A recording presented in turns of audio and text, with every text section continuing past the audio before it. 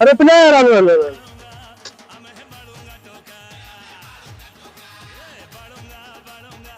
अरे कहतु रे स्कूल जाऊଛୁ अरे ज्ञानी पो तमें सब तुम जीवन में स्कूल दिया पिला नुह कहतु रे कांको बैग तो इरे माधव कौन थाली की पानी बोतल तो भाई आई रे ମୁଁ ପାଠ ପଢିବାକୁ ଯାଉଛି କି ମୁଁ ମଧ୍ୟାହ୍ନ ଭୋଜନ ଖାଇବାକୁ ଯାଉଛି। हाँ हाँ जा तो सब पुस्तक मैटर ना भल की मध्य मध्य खाई सोयाबीन तो सब खाई ଆଜି ବା ଅଣ୍ଟା ବାଜି ଦିଅ ଆମ ବ୍ୟାଗ। नहीं सब जा हाँ सब जा भल खाइब सली